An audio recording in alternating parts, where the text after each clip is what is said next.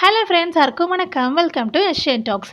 இன்றைக்கி சிறுகடிக்க ஆசையில் எப்படியாவது தாலி பிரித்து கோக்குற ஃபங்க்ஷனில் பிரச்சனை நடந்துடணும்னு சொல்லிட்டு ஸ்ருதி வீட்லேயும் சரி, ரோகிணியும் சரி மாற்றி மாற்றி பிளான் பண்ணுறாங்க. அதுவும் யார் மூலயமா நடக்கணும்னா முத்துவால் மட்டும்தான் நடக்கணும்னு பிளான் பண்ணுறாங்க. சரி வாங்க, இன்றைக்கி என்ன நடந்துச்சு நம்ம பார்த்துடலாம். இன்றைக்கி தாலி பிரித்து கோக்குற ஃபங்க்ஷனுக்காக எல்லாருமே மண்டபத்துக்கு கிளம்பிட்டாங்க. நம்ம முத்துவும் மண்டபத்துக்கு ரீச் ஆகிட்டாரு. அங்கே ஸ்ருதியோட அம்மா வந்து தடபுடலாம் ரெடி பண்ணிகிட்டு இருக்காங்க ஃபங்க்ஷனுக்காக. ஆனால் மீனா வந்து முத்து கிட்ட ஒரு கண்டிஷன் போட்டுறாங்க. இந்த ஃபங்க்ஷன் முடிகிற வரைக்கும் நீங்கள் வாயையே திறக்கக்கூடாதுன்னு. நம்ம முத்துவும் அதை கேட்டுட்டு சரின்னு சொல்லிடுறாரு. மீனா சொன்னதுக்காக முத்து மீனா கிட்டேயே சைக்கிளே பேசுகிறாரு. அந்த சீன்லாம் பார்க்குறதுக்கு நல்லா க்யூட்டாக இருந்துச்சு.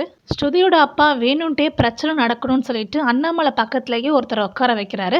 அவர் வேணும்னே கால் மேலே கால் போட்டுட்டு அவரோட கால் வந்து அண்ணாமலை காலில் படுற மாதிரி உட்காந்துருக்காரு. இதை பார்த்து அண்ணாமலை புரிஞ்சுக்கிட்டாரு. கண்டிப்பாக வந்து ஏதோ பிரச்சனை நடக்கிறதுக்காக தான் பிளான் பண்ணுறாங்க, வேணுன்ட்டே அவமானப்படுத்துகிறாங்க அப்படின்னு சொல்லிட்டு அவர் என்ன பண்ணுறாருன்னா ஒதுங்கி போகிறாரு. அவர் ஃப்ரெண்டு உடனே கேட்குறாரு, ஏன் ஒதுங்கி போகிற அப்படின்னு. இங்கே முத்து இருக்கான், அவன் தெரிஞ்சிச்சுன்னா தேவையில்லாமல் பிரச்சனை வரும், வேண்டாம் வா அப்படின்னு சொல்லிட்டு அவர் ஒதுங்கி போகிறாரு. இதுக்கு நடுவில் விஜயா வேற இன்னும் ரோஹிணி அப்பா வரலையேன்னு சொல்லி புலம்பிட்டு இருக்காங்க. ரோஹிணியும் ஃப்ளைட் ஏறிட்டாரேன்ட்டி வந்துருவாருன்னு சொல்லி அவங்களும் சமாளிக்கிறாங்க. ஆனால் விஜயா என்ன நினைக்கிறாங்கன்னா, எப்படியாவது அவர் வந்துட்டாருன்னா அவர்கிட்ட பேசி மனோஜ் பிஸ்னஸ்க்கு ஒரு பிளான் போட்டுடலாம் அப்படின்ற மாதிரி பிளான் பண்ணிருக்காங்க. ஆனால் இவங்க ஒரு பக்கம் பிளான் பண்ண, ரோஹிணி ஒரு பக்கம் பிளான் போட்டிருக்காங்க.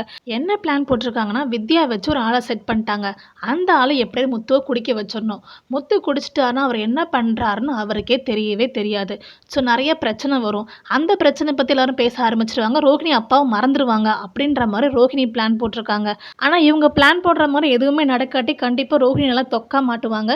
ஸ்ருதி வீட்லேயும் நல்லா மொக்க விழுந்துரும். என்ன நடக்கும் வெயிட் பண்ணி பார்ப்போம். உங்களுக்கு இந்த வீடியோ பிடிச்சிருந்துச்சுன்னா வீடியோக்கு லைக் பண்ணி நம்ம சேனல் சப்ஸ்கிரைப் பண்ணி சப்போர்ட் பண்ணுங்கள். தேங்க்யூ அண்ட் தேங்க்ஸ் ஃபார் வாட்சிங்.